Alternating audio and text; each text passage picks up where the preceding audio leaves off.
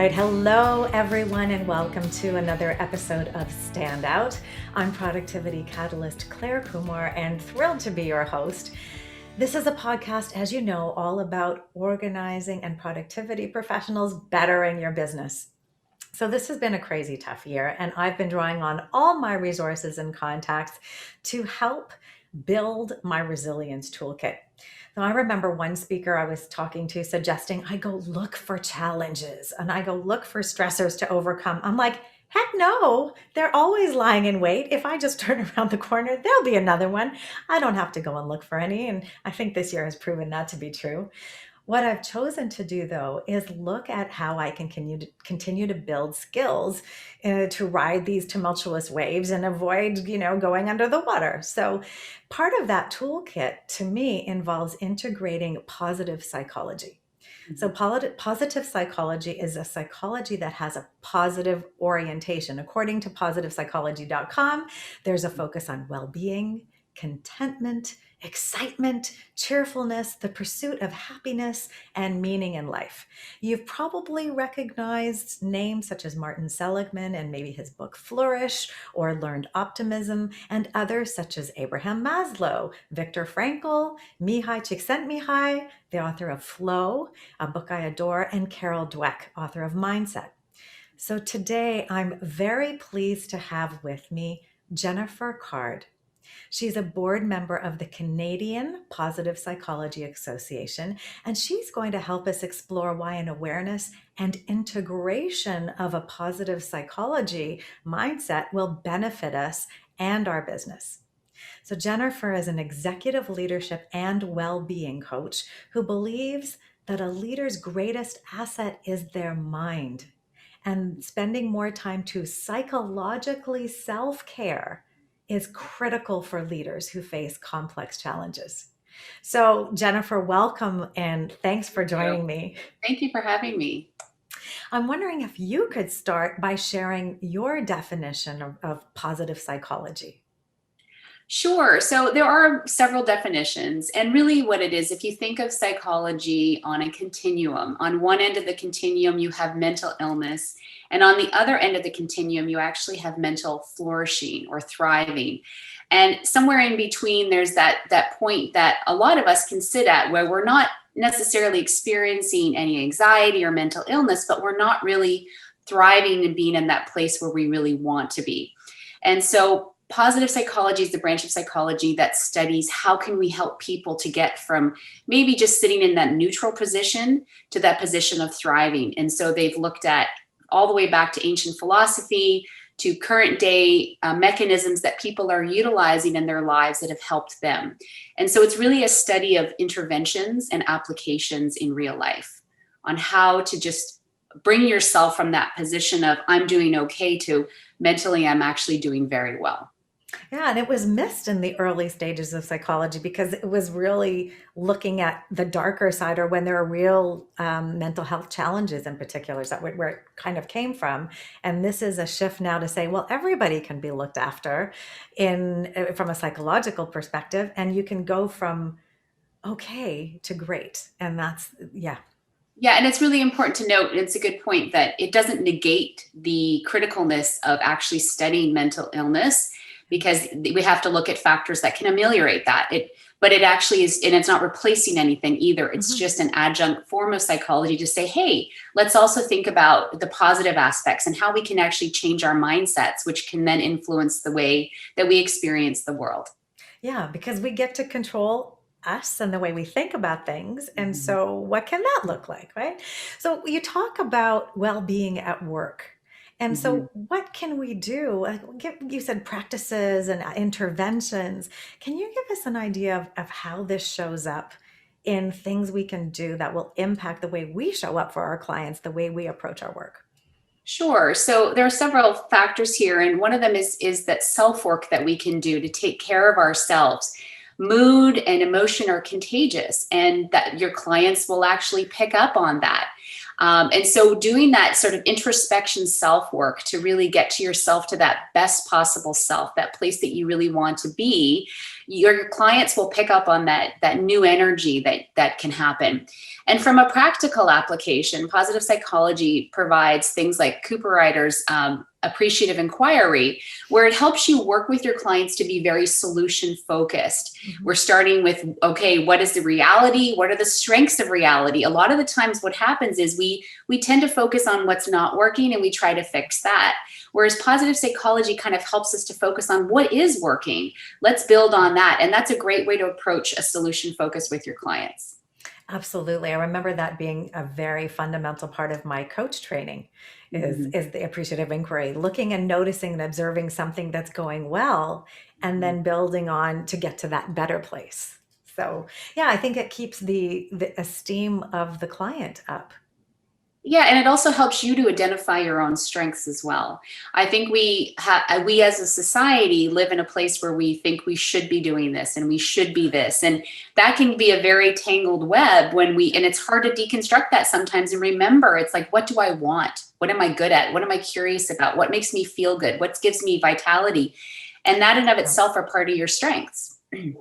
Yeah, so there's great strength from being able to clarify what you want, because then you're detangling from that societal pull, those external messages, those shoulds that you were saying that might be pulling you towards a direction. I mean, a great example from an organizing perspective might be gifts that we receive from people that we feel like we have to pull out and keep on display when so-and-so comes over, because you don't feel like you're really entitled to actually let them go.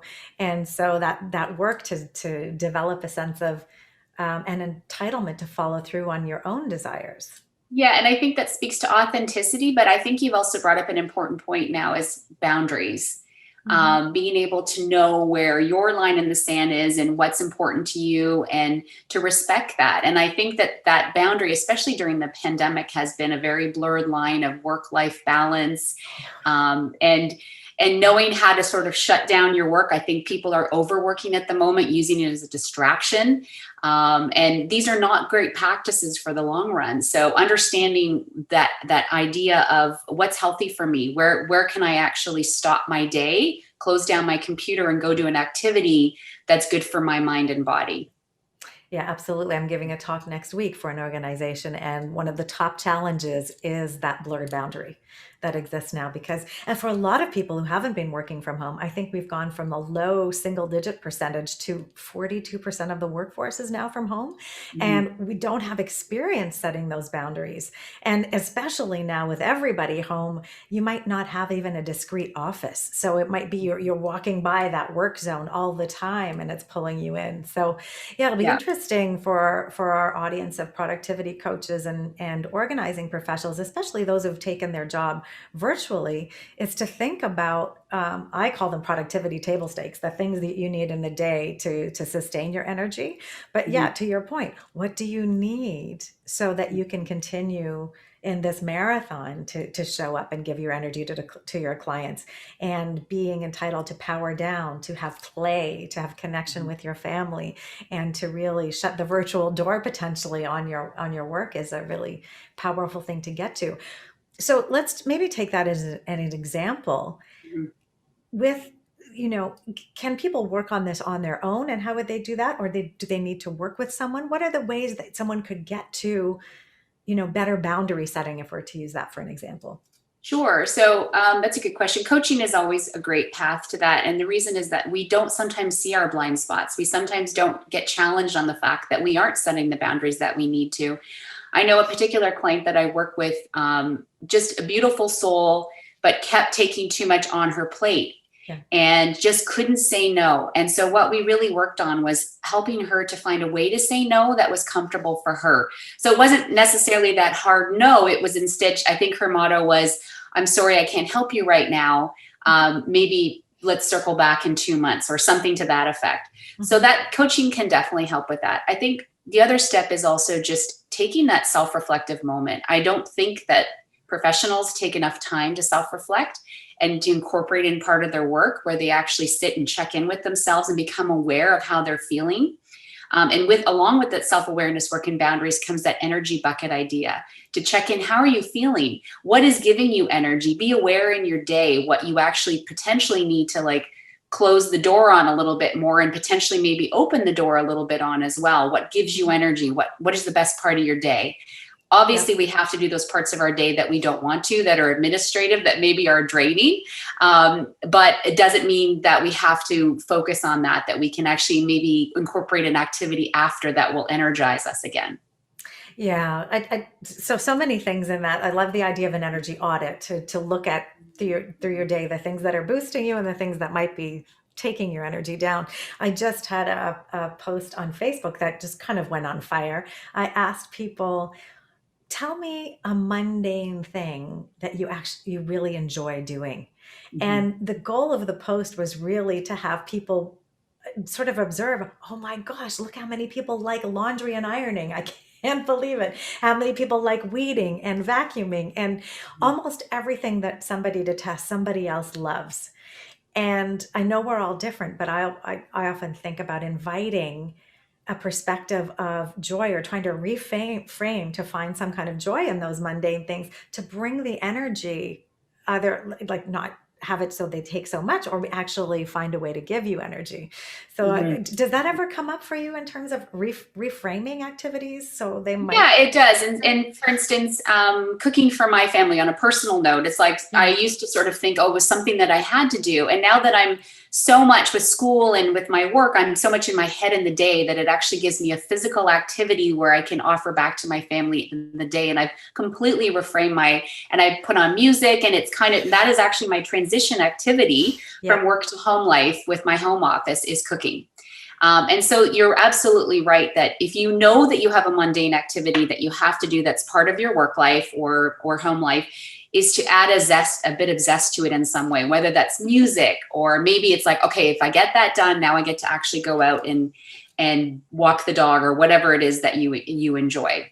I love it. And it's funny that you say zest. I love that word. I have a couple of podcast interviews to do this morning and early afternoon, immediately after the second one, because this is one of those intense presence experiences.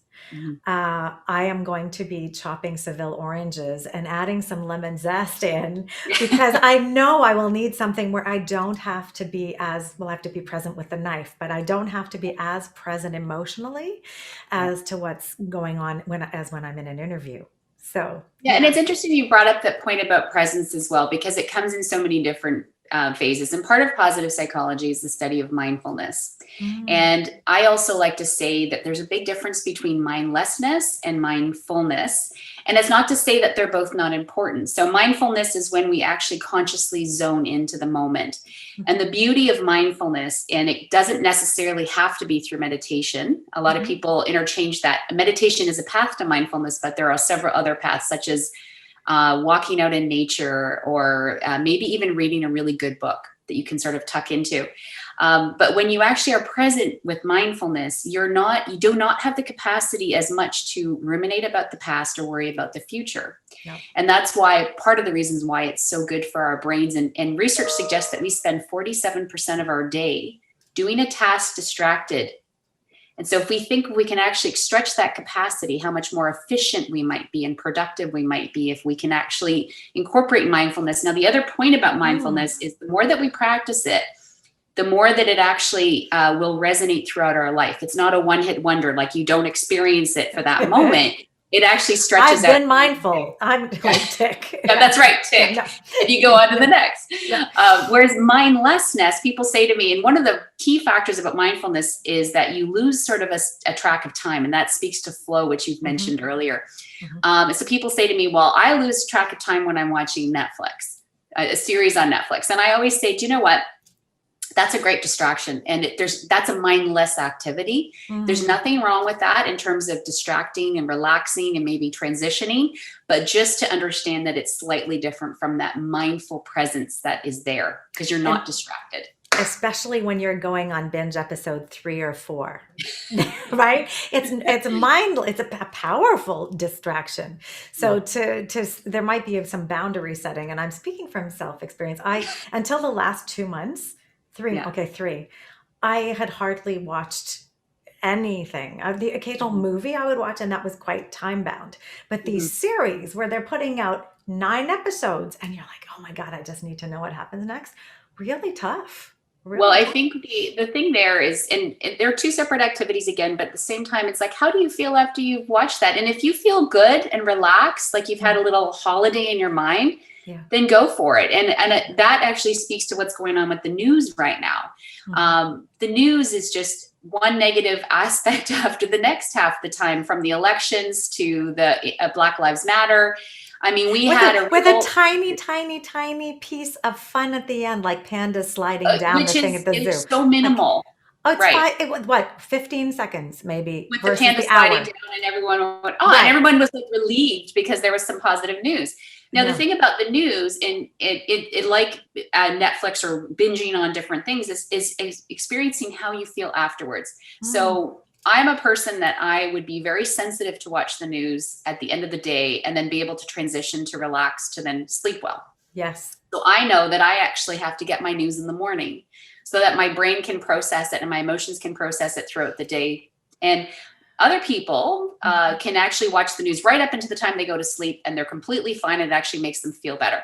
So I'm not saying one is right or wrong. I'm saying just be aware of how it's impacting you. Same with caffeine, same with Thai food, like all of these things. Yeah, and this self-reflection, I call it tuning in, Mhm. to really engage with not just how the sensations in the body, what's coming up for you emotionally, spiritually, all of it. Is there a process you have for this self-reflection, or is something, what when you say, pause and self-reflect, can you Yep. give some guidance on what that Sure. would look So, like? from a positive psychology perspective, one of the ways that I find very reflective is gratitude journaling, Yeah. which gives you that moment in the day. You can write them down, or you can even just think about them. And the great thing about gratitude, practicing gratitude, where you actually sit and contemplate three things that actually give you, that you feel very grateful for in your lives that are true to you, it actually can interrupt the stress response. So not only is it a great self-reflective aspect to learn more about what gives you energy, it actually is also an interrupter to the stress if it's starting to sort of come into your psyche. Mhm. So that's one reflective practice. Another reflective practice would be potentially even just talking out what you're feeling. And this is called, in neuroscience, it's called affect labeling. And Lieberman is one of the lead professors on this, and you can Google him if you want to watch more on this topic. But what they've actually seen in research is if you're able to talk it out or write it out, what you're really afraid of, what emotion you're really experiencing, at the base of worry is fear generally, Mhm. that in and of itself will help to lessen the experience, because you become aware of it, and it allows you to actually be more concise and clear on what's at the root of the emotions that you're experiencing. So that's another reflective practice that I find very effective, Love especially during the that. pandemic. I love that. And it actually reminds me of my coaching practice. I ask clients to self-reflect in completing a client profile. And Mhm. I'm realizing there's the first opportunity for them to tune inward. And it's a big cue for me as to how ready they are to do that kind of activity as we work coaching together. Mhm. So yeah, powerful, because if you can't articulate it, and they might not be able to in the written word, so we can do it together verbally Yeah, as and well, right? the other thing that you probably have seen out there is like the Myers-Briggs or the Yeah. DISC or any type of objective. They're called, the fancy word is like psychometric assessments or Hmm. surveys. And when I do these with clients, I don't say, like, I don't believe in labeling, and I don't say, well, if it says this, this is true for you. But what it does do is it helps you to reflect and have an objective piece of information that you can go, I agree with that, or I disagree. And either way, that is a form of self-reflection. So Yeah, I'm yeah. If sure you find you've seen yourself in your rebelling, coaching practice. Yeah, yeah. And yeah, I if you're always say, like, if it that's works not you, me. right, make a note of it and say that in it's of itself is a self-reflective activity to say that's actually not me, and I'll tell you why. Yeah. Yeah, yeah, exactly. Very, very provocative. So these are, yeah, definitely easy things you can do on your own or with somebody, a coach or a therapist.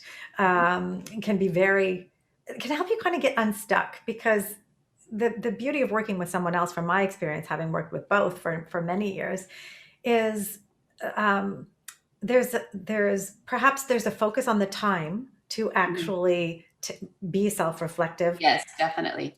and a forced need to verbalize. Mhm. So I actually have to express these things. And Mhm. sometimes immediately with the expression of it, you start to feel better. I don't know how many people have called me to get help for organizing or productivity work. And they're like, I feel better. I feel Mhm. better after just the discovery call experience. Well, there's something to being on the path, to actually Yes. putting aside that moment where you pause and say, I'm actually intentionally making a movement towards more self-discovery. Yeah. That action alone is just getting on the path. And the path is a never-ending journey. There is no finite journey to our paths. And so the more that we can stay true to that authentic path and just say, hey, I'm actually carving out time for myself. And jumping back to the earlier discussion about boundaries and what's Mhm. happening right now with leaders and busy people who are, they're used to being on airplanes. And what do you do on an airplane? Well, you could be there for 8 hours. You actually have time to process. Yeah. You have time to self-reflect. I know I personally have some of my most creative and innovative thoughts when I'm on an airplane because I'm forced to sit still.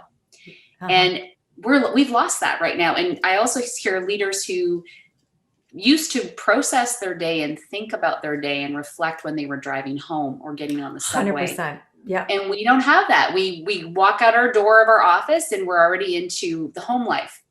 And so that's why I really suggest that it's important to take that time, even if it's saying, okay, I'm shutting down my computer and now I'm going to go out for a walk, Hmm. and just let your day actually reflect on your day. What went well? And Yeah. again, not what went wrong, what went well. Mm. Do we have a natural tendency to look for what went wrong? And I think I grew up Yeah. with that, and I don't know if it was Yeah. part of a critical environment or whether we have a bias to look for those things. Like, yeah. Yeah, it's a very good point. So yes, we have a protective mechanism in our brain. Our amygdala loves to actually, it gets fired up by the front of our prefrontal cortex that says like, hey, there could be something that's surprising or change, and that registers right away. And our hypervigilance likes to look for the negative as a protective mechanism. Mm. And so, but the beautiful thing about that is if we can become aware, and when we start to feel that response in our body, we can actually do an activity to shift our focus. Because our brains like to register change right away as stress, if we Mm. actually change our mindset and our relationship with stress and look at it as a challenge for those stressful moments that we can, some we can't Mhm. obviously, but the Mhm. ones that we can, if we actually can say, hey, this is actually a really cool challenge, then it won't actually register in that vigilance negative spiraling that can happen within our system. And And that actually yeah. speaks to growth and fixed mindset. So um, we'll go there, but that that Excellent. that Yeah. changing that perception of stress as challenge must Mhm. have an immediate physiological Mm. effect. Then Yep. cortisol is not going through the roof, kind of thing. That Yeah. is that the shift? Yeah. And Sean Acker from Yeah. Harvard, yeah, so he actually did some research with Crum on this idea of a stress mindset. So Mm. if you're interested in this topic, you can Google that and find some more information on that. But it's launched from the work of Carol Dweck, Hmm. and that mindset matters. It matters in Yeah. how we approach a challenge or we avoid a challenge. Not only does it matter for our performance, but it matters for our physiological response as well. Absolutely. Like you're bathing in the stress, which is having Mhm. an effect on your body. I'm reading Gabor Mate's When the Body Mhm. Says No right now, Yeah. and it goes through a number of different illnesses and really some commonly observed situations or reactions to stress. And I'm thinking, boy, there's a lot of learning that can be done or behaviors and practices that could help us really skirt some of the chronic illnesses, which are sort of at epidemic proportions now in the Yeah, population. and that's definitely a hope, and Yeah. it's worth continued research in that field, definitely. And I Yeah. mean, stress on those little bits of stress that pop up in our day. I mean, those Yeah. could be motivating. There's nothing wrong with all stress. It's Hmm. that sustained chronic stress that is lying underneath that we actually really have to look at. Yeah. And I really believe in that idea of changing our relationship with stress and saving that response in our system for those Yes. stressors that really matter and need our attention, and not Yes. giving it over to psychological things that maybe are not necessarily threatening, and being able to divvy that up.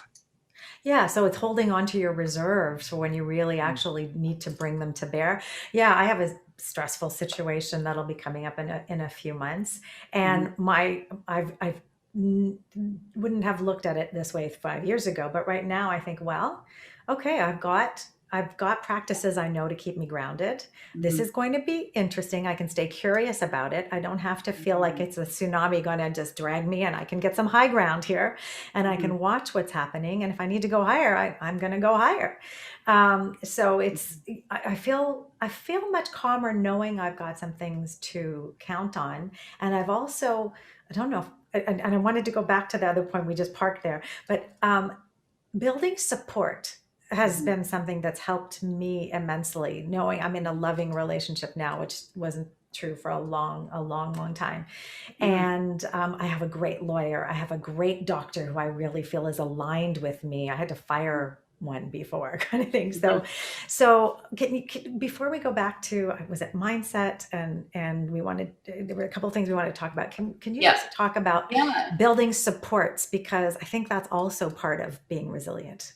Yeah, and I think that comes down to what I call priming, and consciously taking effort to use your resources and take and Hmm. reflect on your resources as well. And I think it's also tied to what I call stress unbunching. And it when we get stressed, what we tend to do is it goes viral in our life, and we feel like if one thing is legitimately stressful, we feel like, oh, everything's like super stressful. Hmm. And so an activity I say is just to draw a circle on a piece of paper, put all the priorities in your life around that circle, Okay. pie it up and say, like, really on a percentage basis, is this area of my life, how am I doing here on you can use whatever scale you want. Hmm. And when you actually step back and reflect on that wheel, you're going to see more than likely that maybe only one or two areas of your life are really what's causing you stress. And so you can kind of unbunch and untether it from the other elements. And Hmm.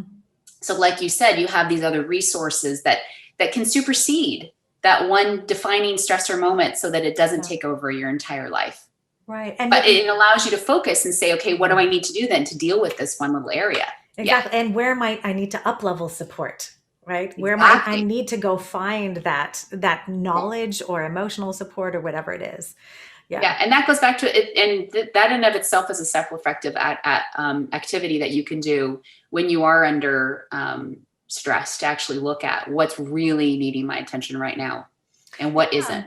And we might observe these stresses in our clients when they're having a challenge with something, and you're there as that support that they've brought in. So, Mhm. we're fulfilling that role, but there might be do we need additional support? Does a therapist need to be brought in? Do we actually need, oh, well, I need a whole moving company to take X, whatever it is, to address it. Where do we need to go? And it's amazing, and I'm sure you experience this with your coaching clients as well, that if you can sometimes just hit on that one thing that's really true and authentically bothering, that it can just relax the whole system if you can kind of get to that place. And that would probably be true with their clients too. If there's just that one thing that's really affecting everything that they're doing, if you can help them to get to that one place, it could just sort of relax the whole system. Yeah, what a powerful opportunity that is. And one of Mhm. the earlier episodes we talked about bringing coaching into the practice. So Mhm. there, being with that questioning, curious mindset, Mhm. you'll have a much better chance at being open to uncovering what that is. And there's a role for that. You don't have to be a therapist to stay curious about things. It was, I love the yeah. word curiosity, and I think it's Hmm. an underutilized skill that we all have. And Hmm. I think it is an art of self-reflection in and of itself to say, what are you really curious about? And how can you stay curious about? Curiosity is linked to listening too, as you know, Yes. Yeah. where what are you curious about another individual, and how can you stay curious in a helpful state? There's a wonderful professor, Edgar Schein, who talks about helping. And it was profound for me he has a simple phrase about staying in a state of humble inquiry. Hmm. And so when you are needing to help the other person, to not go into over fixer mode, but to Yeah. stay in that state of humble inquiry, how can I help you best? How being curious about that. Yeah. That Facebook post that I talked about, I opened it with the word curious Mm, because it's like, tell me about what you love to do that is like you just other people yeah. would think is just the pits, you know? And even to remember to ask yourself what you're curious about too, not Yeah. just the other person. Yeah, Yeah. No, absolutely. I think it's a great word. Yeah, and it reminds me, right, now my daughter is just finishing high school and thinking about university, and this is a state where like Mm, you've got to be curious, but you also have to narrow down. So it's a real dance between this mhm, openness and then also like tuning in on what's pulling her interest forward. mhm, mhm, So mhm, anyway, interesting place to be. We were talking about positive mindset, mhm, and there's one thing that I wanted to get a little bit of clarity on because we're going through this sustained challenge now, and I think of Viktor Frankl's experience. He's an Austrian Holocaust survivor, wrote The Man's Search for Meaning. And I think of the Stockdale, what I don't know what they call it. realism. Yeah. Yeah. So, is it better to be positive? Is it better Mhm, to be optimistic? Is it better to be realistic? mhm, How do we reconcile what a good approach is to mhm, sustain a healthy mindset moving forward? mhm. Yeah, and I think you've raised a lot of great points. And by the way, I love Man's Search for Meaning. I think it's very powerful book.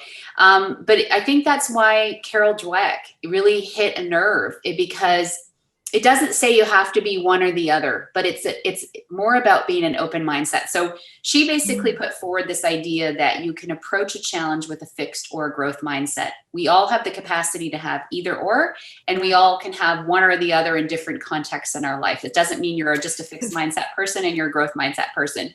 I'm Um, sure I'm open would be a fixed mindset. right. That's Right? exactly. That's ironic. Yeah. Yeah. Ironically. Yeah. And so a growth mindset, basically what it says is when you're approached with a challenge, it's letting go of the need to be a sudden expert on it. It's letting go of the need to know that you have to do it perfectly. It's leaning into the fact that you can learn as you go, that failure probably will happen along the way, but just to stay curious, and there's your word again, to just Mhm. learn, to find resources, to trudge forward, roll up your sleeves and kind of dig in, and you're open and you know that you're going to grow from that experience. Whereas a fixed Yeah. mindset is like, I can't do that. That's just going to stress me out. I'm not going to do it. And you Right. sort of, that energy is avoidance right away. So Mhm. I think that's why she hit such an important nerve, if you will, is because it kind of encapsulates all of that. It's not about not being realistic about what's in Mm. front of you, but it's a way in which you engage with it that matters. Love that.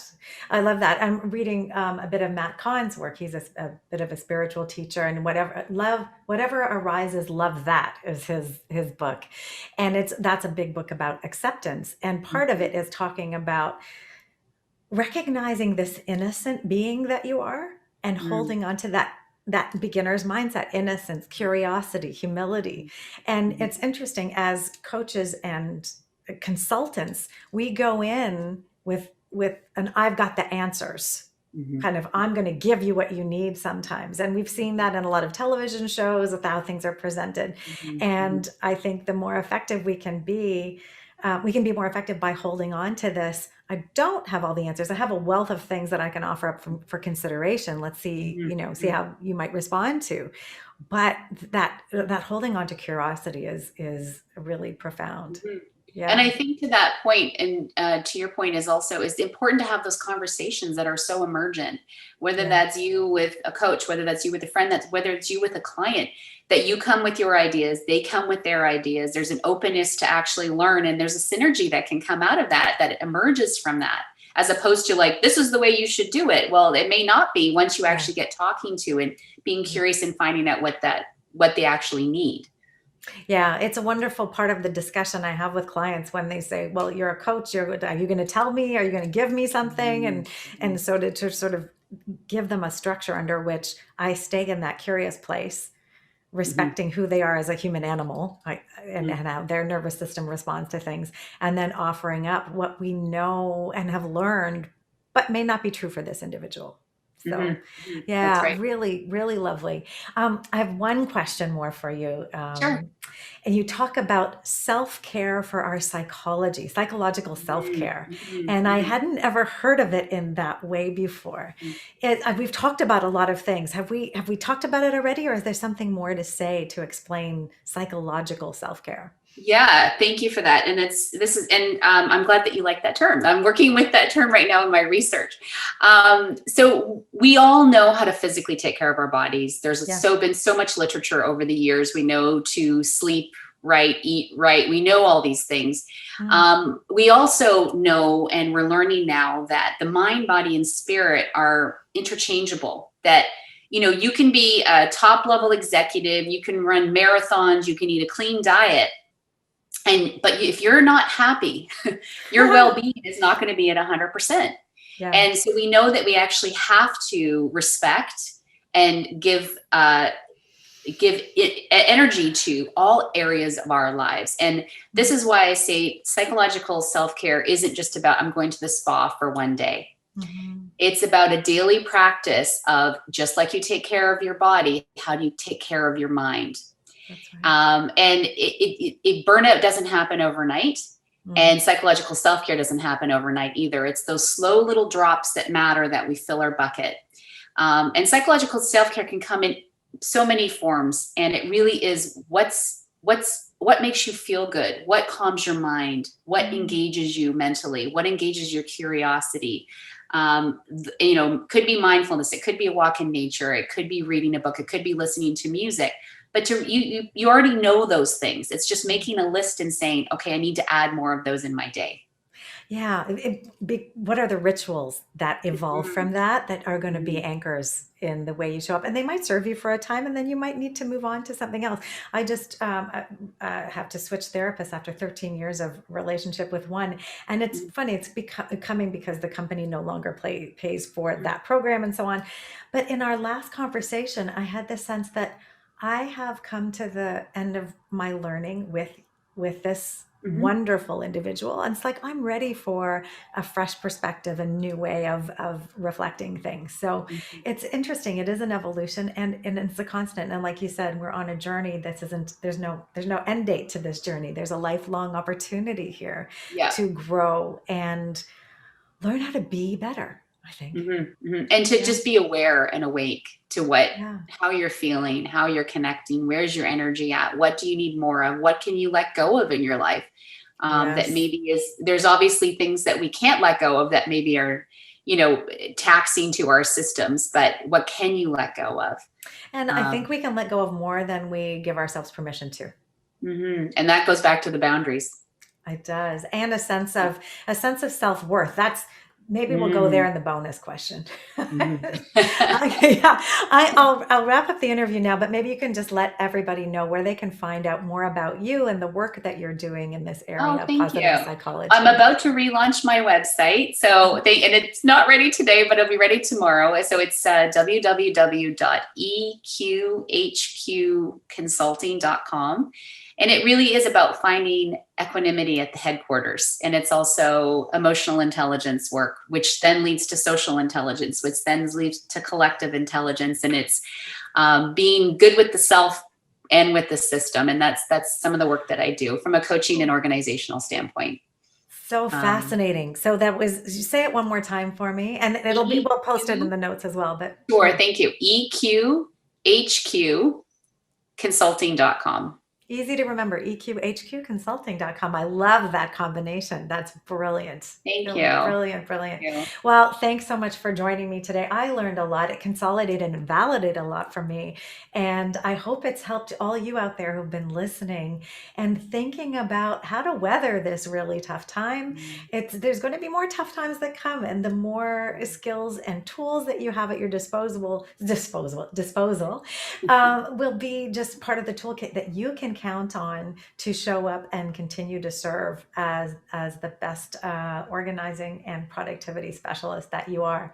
So wishing you all, as usual, an opportunity to stay safe out there, be kind to yourself above all, and enjoy this journey. Thank you very much for having me. My pleasure.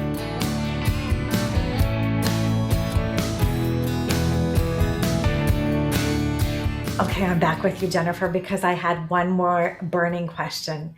And I really wanted to talk about, where does self-worth play in how we show up in our businesses and even in our own lives? Where does self-worth fit? Well, if you look at what is self-worth, it's that deep belief in self. When no one's looking, how are you feeling about yourself, and how does that affect the actions that you take in your life? And it's tied to self-esteem and self-confidence and self-efficacy and all these things that can all be cultivated with awareness and appreciation and love of self.